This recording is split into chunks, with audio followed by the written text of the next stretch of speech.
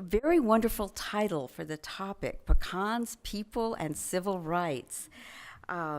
I'm going to introduce myself and my co-presenter, Dr. Carmen Tafolla, will also introduce herself.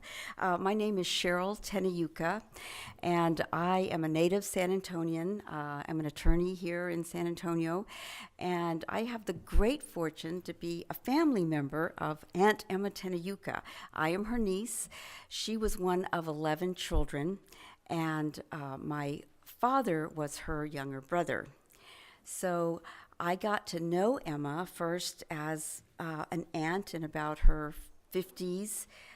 She had come back from, well, first I knew her by letters and pictures in California. And then she came back to San Antonio, and I got to know her as this lady, kind of like almost like a little, I thought of her as a little old lady in tennis shoes. You know, she had salt and pepper hair, and she had cat eye glasses, and at the time, she was a chain smoker. And she always wore comfortable shoes, and she was very much the consummate teacher, always asking you, have you read this book? And, you know, my younger brothers and sisters said when she was coming, they would run and hide because they didn't want to get quizzed on their schoolwork and things like that. The way when I was a child, I didn't know anything about my aunt's history. I knew her as my aunt and the persona that I just described, but I knew, just because the way children know things that adults don't talk about, that there was kind of a mystery and a family secret about my Aunt Emma that nobody talked about openly, or at least not around the children. And I would never dare ask Aunt Emma, say, what's the secret about you? What's going on? And I knew better to ask because that was just the impression, the distinct impression that I had. And I actually had to find out about my aunt's historic past by reading it in the newspaper. I think I was about maybe 14 years old, and it was the 30-year anniversary of the Municipal Auditorium riot. And they decided, the San Antonio Light then had this great archival collection of photographs, and they decided to do a pictorial commemorative of the Municipal Auditorium riot. And there it was. I looked in this article and I saw this picture of my aunt, 20-something, standing on the steps of City Hall, young, beautiful, with her fist in the air, and I could have gasped, that's my Aunt Emma. And I understood then what the family secret was, because story told it all, that she had been a member of the Communist Party. So I was a little scandalized myself, even in those days, to learn that. Nobody had ever said that to me. I didn't know that. But I was also fascinated and in awe and really just hungry to know more about the story. Dr. Carmen Tafolla is a very esteemed person and talented and gifted person in San Antonio, and has become a very good friend of mine, because many years ago, when our children, who are adults now, were small, I asked her if she would work with me on my aunt's biography. So we are going to talk today about two central events in not only San Antonio's history, but national history. And my aunt, Emma Teneyuca, was at the center of both these historic events. The first event that occurred on January 31st, 1938, was the Pecan shelter strike. Now, a little bit of background. Right now, the leading industry in San Antonio, most people know, is tourism. Back in the late 30s, it was the pecan industry. 50% of the nation's pecans were produced here within were grown within a 250-mile radius of San Antonio, and were produced right here in San Antonio. There were about 400 shelling factories. And there was a system where the owners had kind of like layers of workers. First were the crackers, and they would get the pecans and they would kind of pre-crack them, and then the rest of them would be shelled by hand by the pecan shellers. Now, a lot of people at that time had fled the Mexican Revolution, and so these people might have been professionals in Mexico, but here they were unskilled labor, and they were employed by the pecan shelling industry.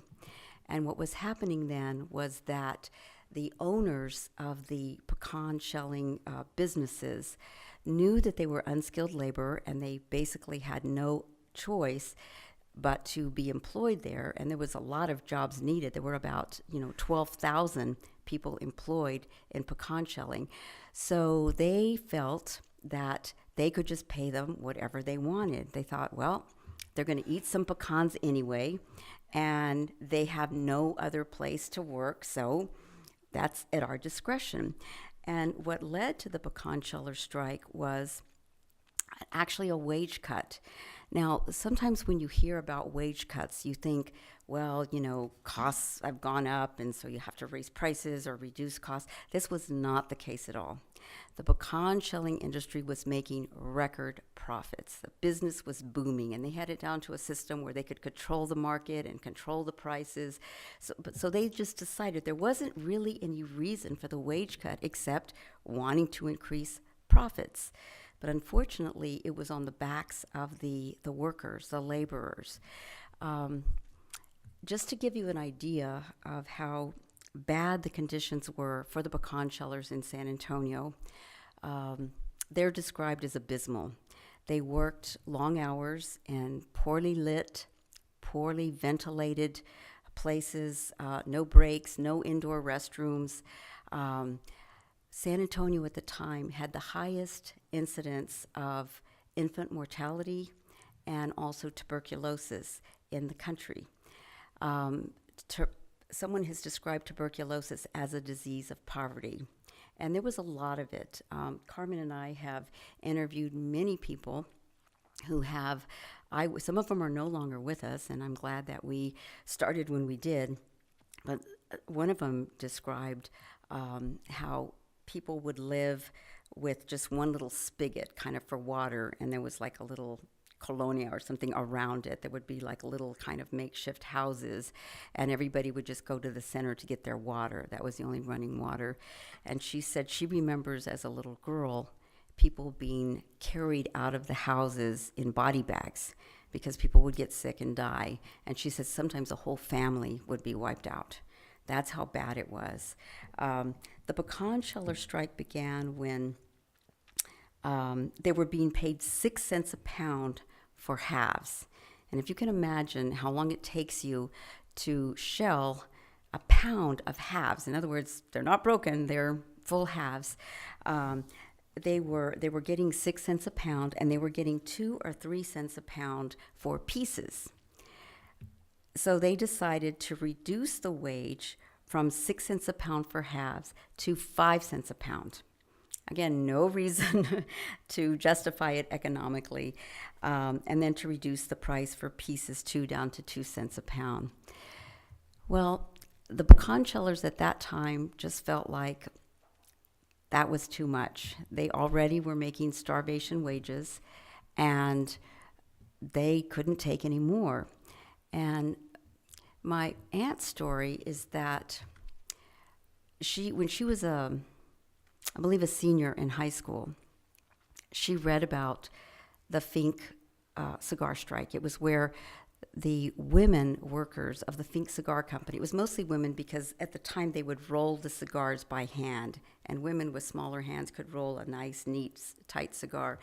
And there they had a spontaneous strike where the women were told, well, we have new quality control, and even though you've, say, rolled, you're paid by the piece, even though, say, you've rolled 80 pieces, well, these are too small, these are not up to standard, so we're only going to pay you for these 60, but we're going to keep all of them.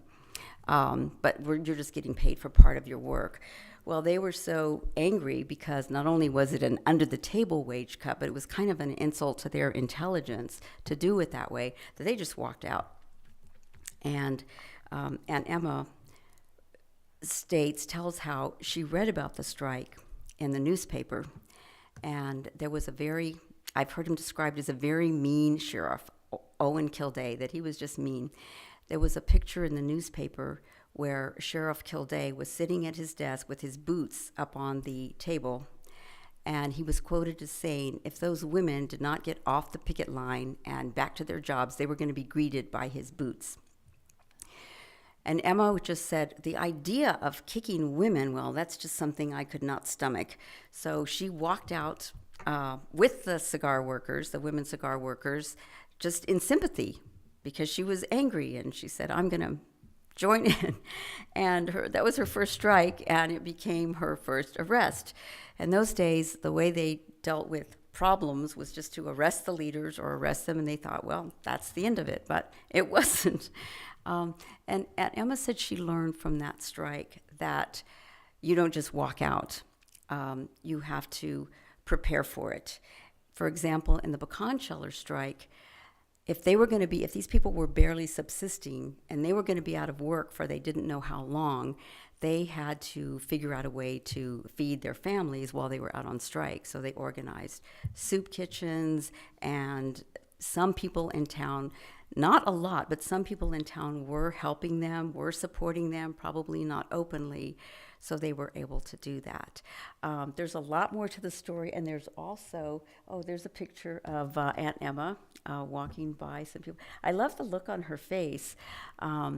She doesn't look frightened at all. She looks a little bit angry, and I like the way she has a little tiny tear in her skirt where, I can't be bothered with, things like that. I'm too busy. She said once that she never gave any thought to her own importance. She said, I never thought anything about my role. I was too busy working and organizing, and she really was. For about 10 years, she was active.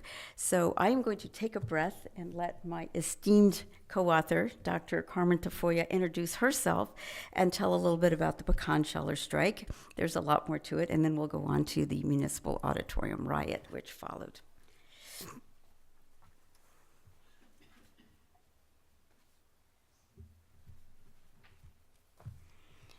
As the esteemed Sharyll Teneyuca said, I'm Carmen. I am her co-author.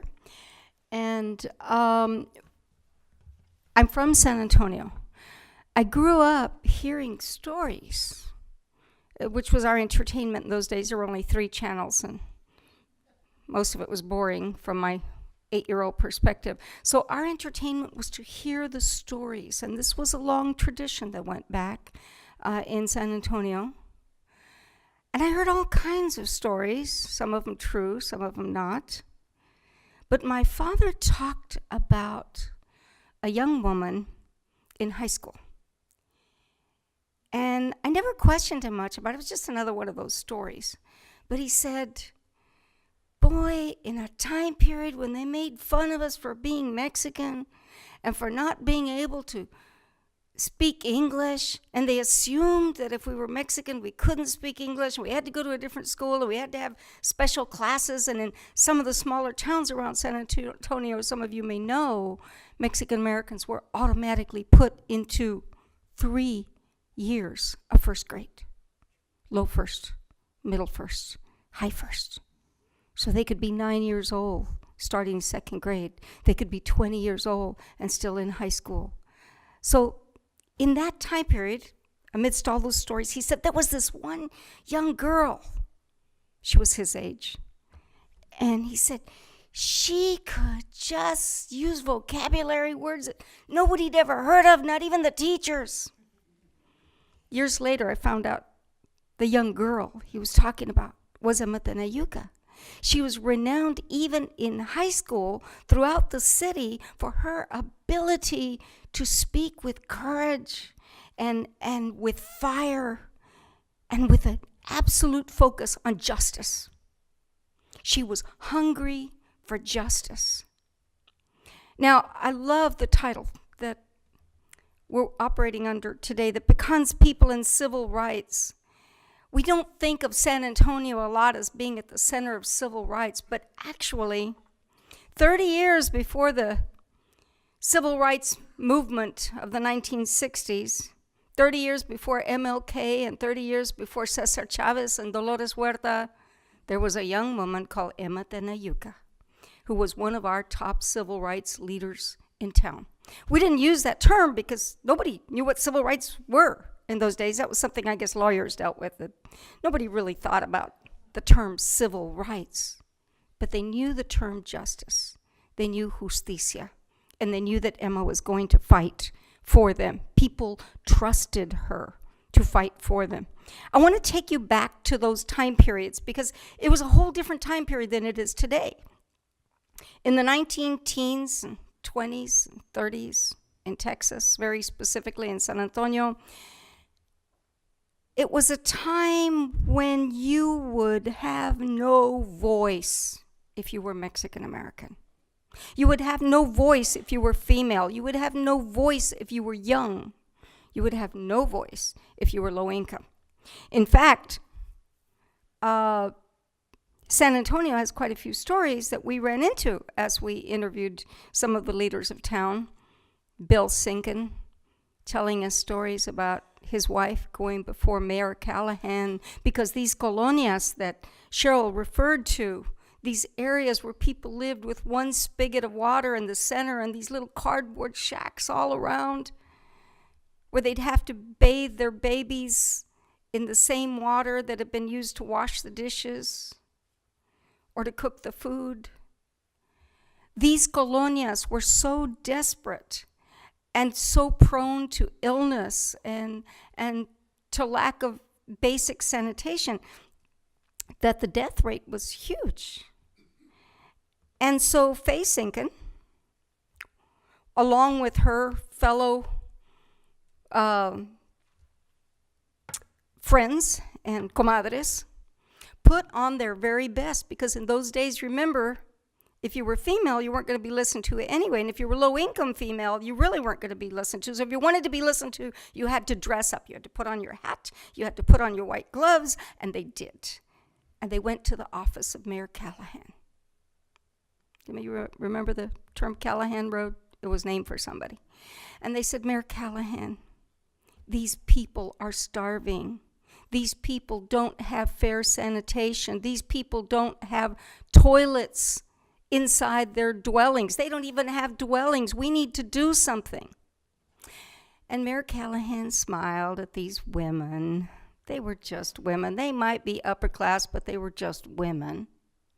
And he said, you know, you ladies need to go on home, tend to what your business is. You need to go cook supper for your husbands.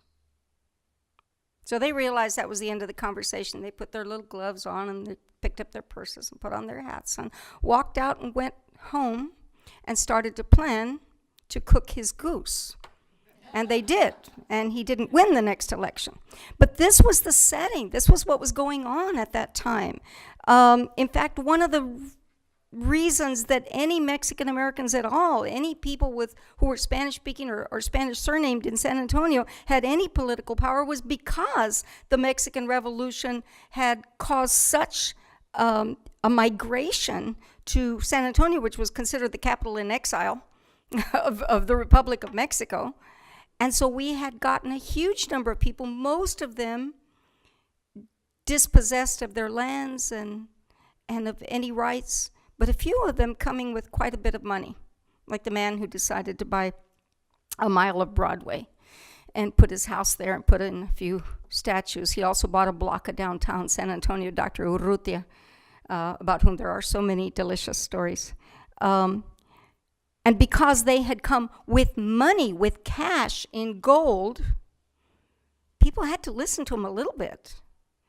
Because those signs that said no dogs, Mexicans, or niggers is what the signs actually said that were over the top hotels and swimming pools and restaurants. If they turned him away, he was likely to buy the whole place and fire them. So they began to listen to the wealthy Mexican American. And so little presses were set up, like La Prensa. Emma was a teenager. She walked into La Prensa with articles and said, here, I want you to print this in your paper. I want everybody to find out about it. And how much will it cost? And she'd pull out her little pennies and dimes and try to pay for it. And the Munguia family quite a few times allowed her to publish without paying for it because it was such an eloquent description of the suffering that was going on in our community. So this is what was happening. And in this time period, when you weren't supposed to have a voice, along comes this fearless, highly eloquent, very fiery young woman who's hungry for justice. And she gets arrested at age 16. And again, and again, and again. And we have other pictures. I brought PowerPoint. We'll see if we can get it in there. But basically what happens is that she is not a pecan sheller herself, but she sees, and here she is on the steps of City Hall, she sees that there is a need, that there is a big picture, there is a huge economic injustice, and somebody's got to do something about it. And she's determined she's going to help make that happen. So she begins to write pamphlets and translate pamphlets, and she begins to speak and to organize and to do everything in her power and to study and to read voraciously, which was something she had done and continued to do all her life, to the point where some of the elderly pecan shellers that we interviewed called her La Capitana, the head, the captain.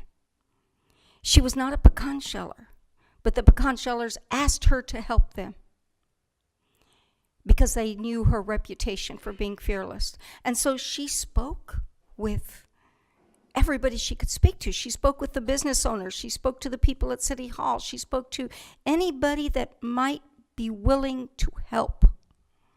She, in fact, became so disappointed with the Democratic and the Republican parties because at that time in Texas, like in all the rest of the South, the Democratic Party always won. And it didn't matter because neither the Democrats nor the Republicans showed much interest in doing anything for the Mexican-American population. And she talked about the frustration that it led to her and her high school companions. These are kids. Mr. Richard Sanchez, first Hispanic Republican in Bexar County, was one of our informants. And he talked about the evening when 4 or 5 high school kids are sitting around saying, what are we gonna do? They never listen to us. They go round up the entire Mexican-American neighborhood and they take them to the polls and they give them a sandwich that's got a $5 bill in the center.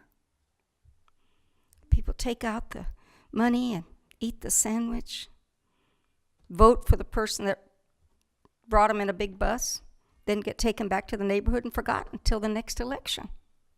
She says, we're worth more than $5. We've got to do something about this. We've got to find some alternatives. So to quote Mr. Sanchez, he says, I decided to go check out the Republican Party, and she went to check out the Communists.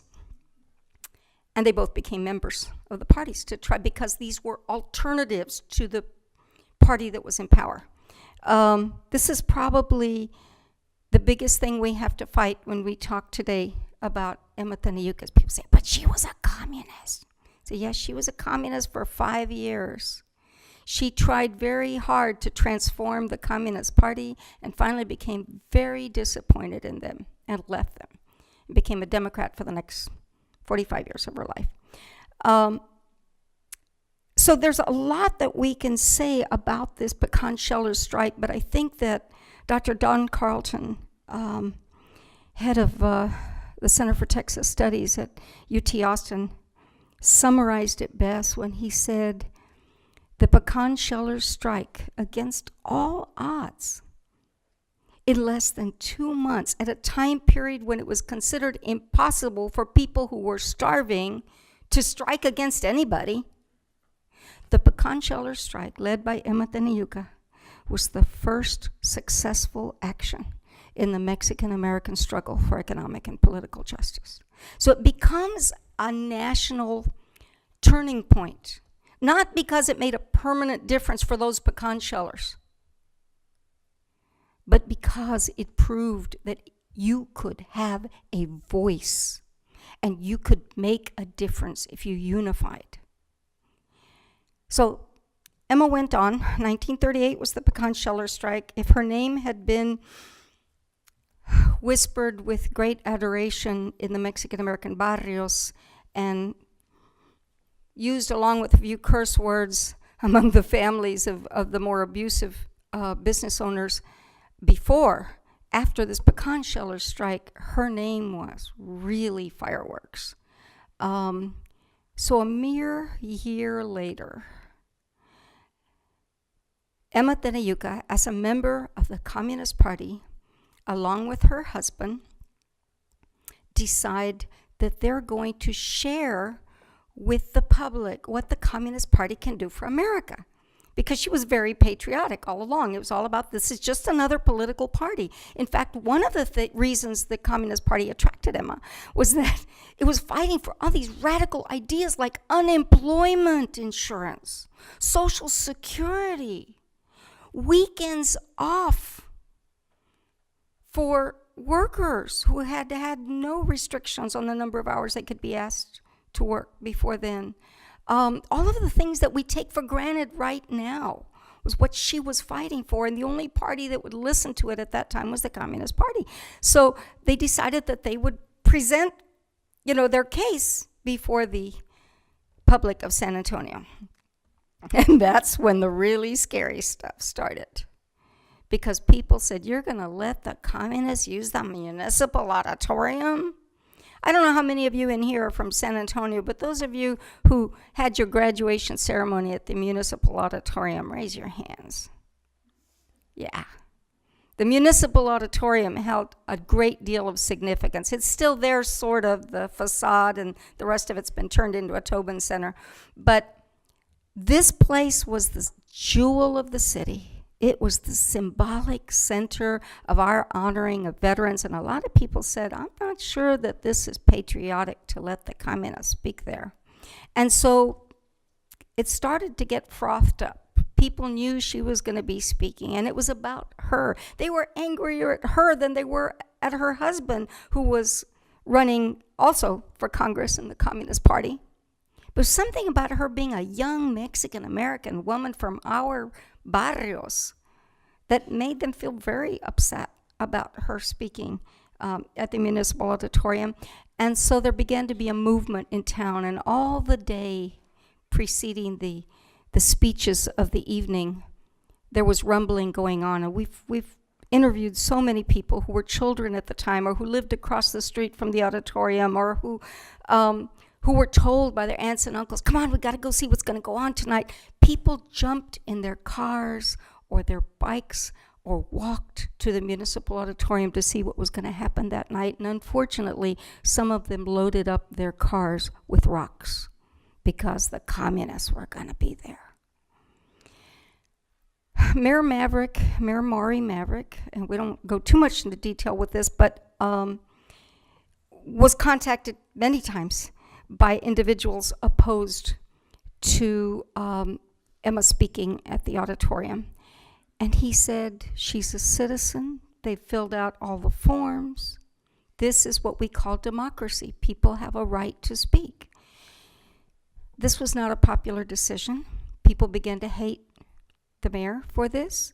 The mayor happened to be out of town with his wife at the time, but we've interviewed his nieces and nephews and family members that were here. And I think one of the most fascinating stories came from Ellen Maverick Dixon, who said, I was about 9 years old, and my little sister was like 7, and we were sitting outside our house on the porch rocking with our grandma, and it was the days when you didn't tell children anything. And while we're rocking in front of our porch, she said, the Maverick home is where Sunshine Ranch is now, was way out there. There was nothing way on the west side over there except St. Mary's University. Nothing that far out of town.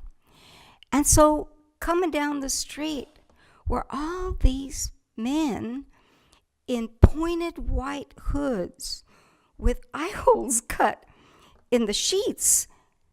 And they looked really strange to her, and she got a little bit scared because they'd not just walk past, they'd walk past and glare at the 2 little girls and the old lady rocking on the porch. And she turned to her grandma and said, Grandma, who are those guys? And she said, oh, nothing to be worried about, dear. Those are just the brothers from St. Mary's saying their prayers. She said she was in college before she saw a picture of the Ku Klux Klan on the front of Life magazine and said, that's who it was. And all these years I've been blaming the brothers at St. Mary's. So the threat was implicit. But the mayor didn't back down, and Emma didn't back down, and the speakers didn't back down, and the police didn't back down. And the night that the speech was supposed to happen, I believe there was only one person who had actually heard the speech, and we have his commentary about it. And he gave us the title, what the Communist Party can do for America. And it was about Social Security and unemployment and things like that. But at any rate, violence broke out. Bricks were being tossed, rocks were being tossed. It took the San Antonio Fire Department to make some of that stop. We did have a reporter that was hit in the head with a brick and was bleeding. But the crowd somehow managed to get up to the auditorium and to break the windows and to crawl into the windows. And by then the police had whisked Emma and her husband and the other speaker off the podium and through what we understand were secret tunnels under the Municipal Auditorium off to safety. But the crowd, the mob, was not happy. And they tore up the auditorium. They ripped the seats out of the floor. They ripped the curtains off and burnt them. They destroyed the toilets in the bathrooms. It was huge damage. It was the largest riot that San Antonio has ever had. We don't think of San Antonio as a riot-type place. But this was the riot protesting Emma speaking at the Municipal Auditorium, a speech that she never got to give. And there's the fun thing about doing the research is that we find that there were so many of the significant people in our history involved in one way or another on one side or another. And we've had the great fortune of being able, one of the reasons we've delayed so long in the full uncensored adult book is because we wanted to get all of these people's stories before they died. And I don't think we'll ever get all of them, but I think we've got quite a good bunch. So this becomes a scary, violent, threatening time period in San Antonio history. They go looking for Mayor Maverick. They go back to the Sunshine Ranch. Ellen tells us that, again, the children weren't being told anything, but they decided it was safer for them to be over at another one of the brothers' houses because his house was made out of rock instead of being made out of wood, and they were scared the wood one might get burnt. And so the children were shifted around so they would spend the night someplace else. And that night she remembers the flashlights in the window and the whether they're flashlights or lanterns, there were lights coming in from the window, and these same guys with the pointed hoods, those brothers from St. Mary's at it again, this radical priests, I guess. They actually searched. They searched all over to try to find Mayor Maverick. Well, he was in Mexico at the time, and they burnt him in effigy. They not only burnt him in effigy, he was supposed to be the next governor of the state of Texas. Everybody took it as for granted that he was the up-and-coming governor of the state of Texas, and his political career was fried with that moment. But what is most significant about it to me is that this was San Antonio's struggle for civil rights. This was San Antonio's struggle that said, even if you are a poor pecan worker on starvation wages, you have a right to be heard. And the struggle was not given up. The struggle was not stopped. The struggle continued. So I'm going to pass it back to Sharyll and let her make some comments also on the riot, because this is what created the family secret to be such a secret, because of the fear of repercussion. She'll tell you more about Emma being basically chased out of the state because she was boycotted. She couldn't get a job. Her family was threatened.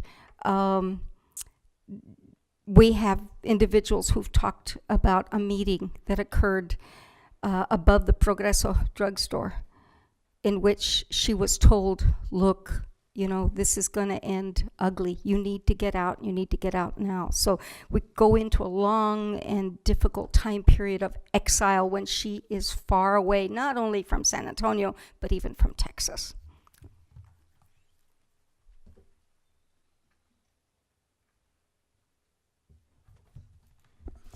I'm a pretty poor historian. In high school, I always had straight A's, but I was really struggling with history at the time. All those dates just didn't make sense to me. I couldn't keep them straight.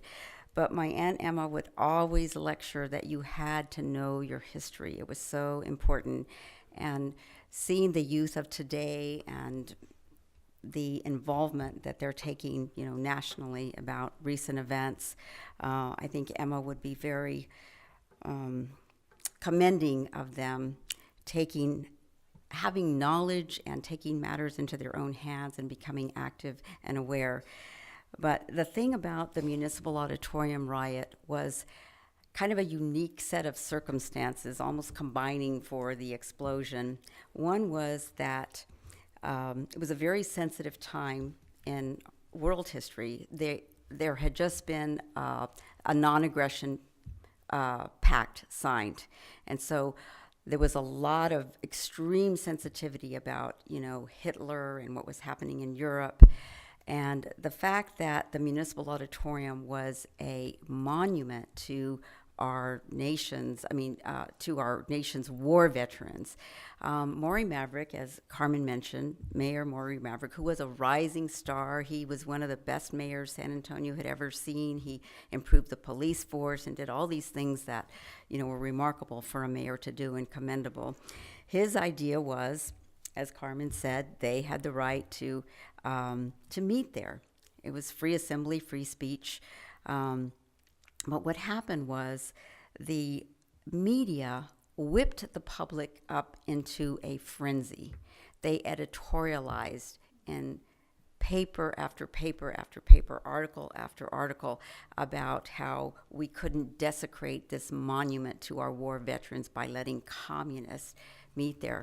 So what was supposed to be a gathering of maybe about the size of this room, talking about, the Communist Party's position, the platform, became such a huge event that incited such fear and hatred and violence. Claude Stanish, who is no longer with us, told us how he was a beat reporter at the time, and he said at the time you had to write stories and be there to take photographs, and so he was there at the Municipal Auditorium, right? And he said that it was the first time in his life that he'd ever experienced mass hysteria, kind of like a lynch mob mentality, where people together as a group in this state of mind, in this hysteric state, would do something as a group that they would never do in their ordinary lives, like want to kill somebody, search. They were searching Emma down to kill her. And when they were led to safety, I think Carmen mentioned that at the start of the meeting, to show their patriotism, she said, let's sing the Star-Spangled Banner, let's sing our national anthem. And that just infuriated the crowds even more. So the police whisked them away to safety. The crowd didn't know. The Municipal Auditorium, I toured it, and it had many avenues and exits. So they were at one side, and she was at the other side going to safety. But they turned their rage upon the building and, coming at it with sticks and breaking windows and things like that. I'm told that we're at our 10-minute mark for question and answer. Oh, just for the talk? Okay, we'll get to that in a moment. I'll tell you a few more things.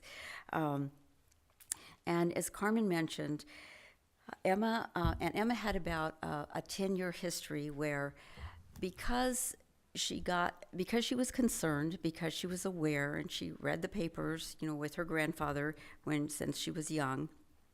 And by the way, we describe this in a children's book. We're working on the adult biography, but there's a children's book called That's Not Fair, Emma Teneyuca's Struggle for Justice. It's a bilingual book in English and Spanish, and it talks about how her awareness as a child nurtured her later years of activism. And I totally forgot my train of thought there. I'm sorry. Oh. Thanks. Thank you. Yes. Oh, yes. Thank you. So she worked, when she walked out on strike in the Finke cigar strike, it was realized that she had a talent for organizing. The late Congressman Henry B. Gonzalez told us a story. He said that he was a year or two older than she was, and he said that they were having debate tryouts in high school. And he said they were, upperclassmen, they were, seasoned debaters, they had been champions last year, and yeah. Yeah, so he's like, why do we have to try out? Okay, let's go through this exercise, haha. And he said, and then in walked this little girl, and he said, and she pinned our ears back. He said she was a natural born debater. She could inflect her voice. They just said, wow. And he was quoted as saying that's one thing he feared in high school was having to debate Emma Teneyuca. So she used her natural skills as an orator and her passion and her compassion to help anyone who asked her to for about 10 years. It was the women's garment workers or many of the unions, if there were strikes, if there were sit-ins, because she was famous, because she had a reputation. She was like a lightning rod. People would ask her for help, and she just wouldn't say no. She was... very busy for about 10 years. But as Carmen mentioned, the Municipal Auditorium riot, as notorious as she was, Time magazine mentioned her as the one week they named her as the newsmaker of the week because she had been on the front page 3 times in 1 week. So, but even with that level of attention, after the Municipal Auditorium riot, it really boiled over to the point where she could not even walk the streets of San Antonio, let alone get a job anywhere. And some of the things we have learned from her journals is that she really had to do some soul searching. Do I stay here and work, or do I go to where I can actually get a job? I mean, work in terms of working for the movement and for the cause, or do I go to some place where I can actually make a living and be employed and just have some peace and quiet? And in the end, she did have to leave. My mom told us a story. My mom was about maybe between 6 and 8 years old, I forget. And she said that Emma, in her grandfather's house, they used to rent rooms. And she says that Emma and her husband at the time, Homer Brooks, rented a room upstairs. She remembers one night that a brick flew through the glass in the front door.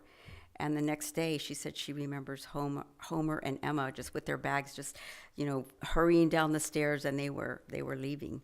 And she left town. And she left town for about 16 years. She went to Houston for a few years, and she had an assumed name. She took on a different name. Her mother's maiden name and her middle name, Beatrice Giroux. Beatrice Giroux, yeah, that was her middle name and her mother's maiden name. And at the time, we got her FBI file. And at the time, the FBI was following her, keeping tabs on her. They even had another student. So Emma was taking classes at night, so they had an FBI agent pose as a student and say, oh, can I borrow your notes?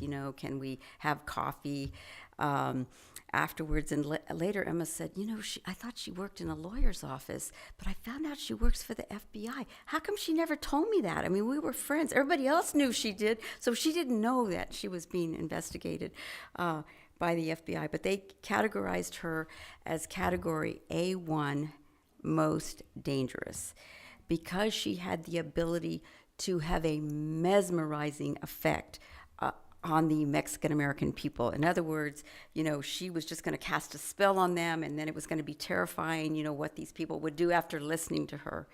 So that kind of wrapped up her San Antonio organizing years for all that time. And when she came back to San Antonio, she has one son, my cousin Frank, and it was decided throughout the family that my cousin would come to live with us. We were 6 kids, and we did it for a trial basis, and he spent the summer with us, and we loved him. He was older and handsome, and our cousin, so we were totally smitten, and he liked us. So once Frank was here, a lot of people do not know that my aunt was a big sports fan. She went to the World Series, and she used to play softball for the city leagues. Well, Frank started playing football at Holmes High School. So I think she thought, well, maybe it's time for me to come back to San Antonio and watch my son play football. So she came back very quietly, under the radar. People did not know she was here for several years. And then once it was discovered that she was back, there was just kind of a beaten path to her door wanting to interview her. She was awarded, she was honored, and she was just so bemused that she would return a heroine.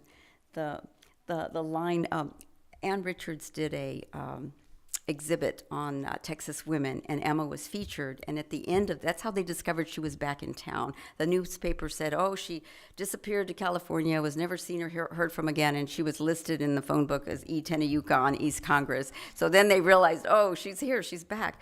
So they honored her at the conclusion of this exhibit. And when she went up to accept the award, she said, "There were many times when I thought I might be honored. I thought I might be lynched, but never did I think that I would be honored." She kept her sense of humor. Okay, did you have anything to add? And then we're going to go to question and answer. Yeah, we'd like to invite some questions and commentary. I wanted to say, we've got 2 mics here. We can do it seated. I wanted to say that when I go down to the Valley or to other parts of the U.S. and present this book to children, it's amazing to watch the reaction that children have. Many of them have parents that are working the long hours that the Pecan Shuylers were working from early in the morning to late at night. Many of them know about injustice and about feeling like you have no voice and wishing you had someone to help and advocate for you. And she becomes this amazing role model. And I think all of these years that we have been not really having many Mexican-American role models put up for us, or people think it just happened all recently, or if you go look for biographies of Latina women, you find all actresses and singers, Gloria Estefan and Vicky Carr and Selena, and that's all very good. But they need to know that we have women that are strong intellectuals and that had a passion for justice. And Emma becomes that kind of a hero and makes us aware that there have been civil rights struggles going on all throughout the history of our planet. So, that's why we're in it. Santiago? Yeah, I was, just want to make a comment. I'm a graduate of the George Beatty Labor College, and I was an organizer and a steward. Hello? And one of the reasons that the unions did not come to the South was because the unions taught equality, which meant blacks and whites together. This became the spear by which people that were racist held and said, "Oh no, we'll never be equal. We'll never share with the blacks what we have."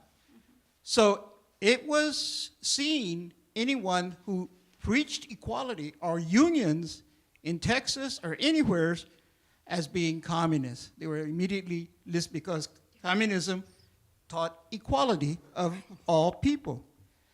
And the other thing I'd like to say is that the one thing you did not mention about La Señora Teneyuca was that she was a graduate of Breckenridge High School, and she was Breckenridge Debate Club. So, Right. You have I to just She hear not it. only was in the debate club, she founded the investigative club, which appeared suddenly when she got there and it disappeared when she left. She was president of the investigative club, and we've talked to individuals. My husband's aunt was one of them who went to high school with her.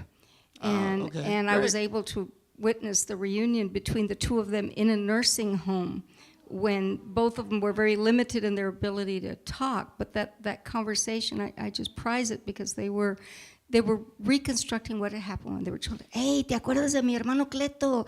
Guess what? He married, so they have the cutest baby boy. And I'm realizing their baby boy is like, Yeah, right. 59 years old and 6 foot something, Oh, they had the cutest baby boy and they did this and they're catching up with all this stuff. But then Olivia, formerly Bernal, turns to Emma and she says, remember when you used to ask me if I would go with you to the jails because you had heard that they weren't feeding the prisoners right? And I couldn't go because I said, my father will kill me if I go to the jails. She said, I should have gone. Yeah. And I think so many people that knew her had that sense after the fact. Around her, they were very uncomfortable because she might get them in trouble. I 'cause met she her. got in I jail. met Emma at Sharyll's house, You did. and she was walking on the porch, and she was smoking, and I looked at her and I thought, wow, this is a woman with a lot of nervous energy. And to me, it could be that she was just not comfortable yet in San Antonio. Because, I mean, I thought, wow. She had become aware Right. of how many consequences were possible when you opened your mouth. And when she went from San Antonio, she didn't go to California first. She went to Houston because she would still be close enough to her family to come back if she needed to, if somebody got sick or if she could see them. But when she was in Houston, she wrote in her journal several times, when will I learn to keep my big mouth shut? Because they would start talking politics. And she had this irrepressible intellect and this irrepressible honesty, and she would speak up. And then they would say, talk. who is that woman? We need to check out who Beatrice Giroux is. And they'd find out. Yes, and sir. she'd lose her Thank job. you very much for your presentation and for all the work you all have been doing to recover her memory and the rich history. I had a quick question. In the time that right now we're in a time when Confederate statues are coming down, and seems like a prime moment to find different ways of honoring her legacy, Emma Teneyuca's legacy in San Antonio. What are the challenges to, say, naming schools and streets, and why? How is it that this isn't already the case? I mean, this is amazing. I think we both can answer that. Thank you. Well, because of the communist, I guess, stigma and label, for a long time she was kind of written out of history. I mean, even in my family, they didn't talk about her. Can you hear? Okay. We gave, there was a play that showed at the Guadalupe, and there was a fifth grader in the audience, and she raised her hand after the play. The play was based on the book, and she says, how come I've never heard of her? They never taught me about her in school. And another story is that Emma was nominated twice to the San Antonio Women's Hall of Fame. And the first time, she was denied because someone said, oh no, she was communist. And the second time, she was elected to the San Antonio Women's Hall of Fame. I think now there is a recognition for what she did and being able to go beyond, that label. And I think we always have to look at things within the time period. This was before one of the Cold Wars. I think we're headed back into another one, but before one of the Cold Wars, and communists didn't have the same significance that it did later in the 1950s. At that time, it was a new party, and it was a party that believed in social equality, as you said, and that was threatening enough, but it was also intriguing enough because Emma never quit searching for an answer to social inequalities. And when I first met her, I actually met, the first member of the family I met was her sister Frances, who was a switchboard operator at the same place that I worked, and I'd stop and chat with her every morning, and she was fine. And then one morning, I laid my manuscript down for the book that I was working on, and Frances looked over it and she said, is that Emma Teneyuca? And it was the classic picture of Emma raising her fist. And I said, yeah, it is. She said, you interested in her? And I said, yep. I said, she's one of the people I talk about in my book. And she said, you ever meet her? And I said, nope. And she said, I told her, I said, she's back in Texas, but she's keeping a low profile, and, I haven't wanted to intrude. And she says, she's my sister. You want to talk to her? And so she gave me the number, and we set up a time, and I was supposed to show up on a Saturday morning, and Emma was teaching school. She was empowering. She had decided that the way to reach equality was to bring educational levels more equal. And so she was teaching reading to migrant children, and I show up on a Saturday morning, and yes, she was a little old lady in tennis shoes with her glasses and a sweatshirt. I don't know what I expected to see in the great Emma Teneyuca, but I didn't expect a sweatshirt and tennis shoes and stacks of books all around the living room floor. She was doing academic research. The woman should have been a professor at a university. She was looking through the stuff. She said, have you read this? And have you read this? And have you read this? And she was trying to find the answer still. What would make our society more fair? I'm going to try to answer this man's question a little bit more because I think we're running out of time. As far as the challenges, I think now we have definitely felt that people are hungry for her story. I don't think there's any way you could try to write her out again. Yes, Santiago? I was going to say, a lot of people who are here now, the new arrivals, believe that it's always been a Republican state. Okay? They don't realize that there were liberal Democrats and conservative Democrats. And Southern Democrats. Democrats would have made Calicchia look like a choir boy. Yeah, Right. right. And here in San Antonio, we had a great example between Marshall Obel and Murray Maverick. Yeah. They both clashed when Obel said that the book would not be written about Texas history that deframed or went against the Texas myth, because those were American values, and therefore Texas also had the same values. And I think Emma was highly aware of how institutions, any institution, a political party, a church, any institution can forget its original goals.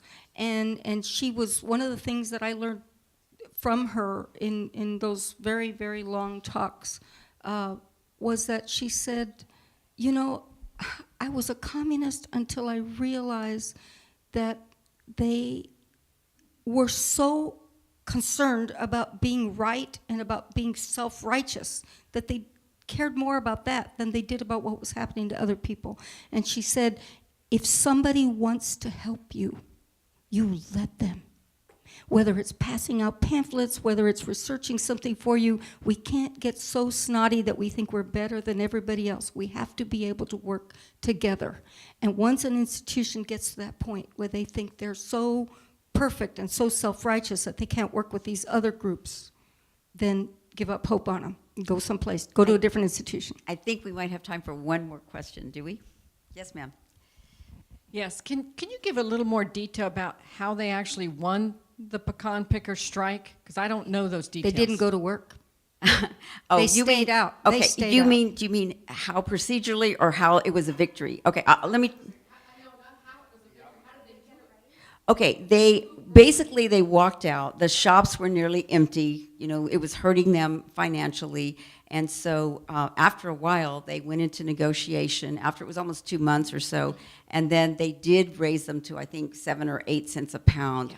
Now, unfortunately, a few months later, they went to machines. Well, after that, before they went to machines, there was a Fair Labor Standards Act, and there was a minimum wage of 25 cents an hour, and then it was cheaper to just, so they lost their jobs again, but they still viewed it as a success because it was the first time. And the soup kitchens, we have stories of people coming. Your Uncle Ernest was one who would say he was a little kid, he was surprised with all these big baskets.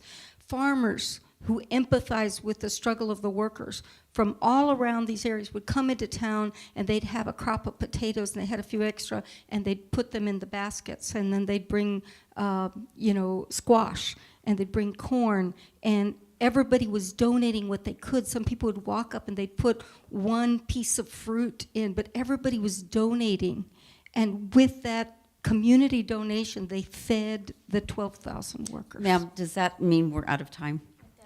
Okay, you have been a wonderful audience. Thank you so much. Congratulations on this seminar. Thank you very much.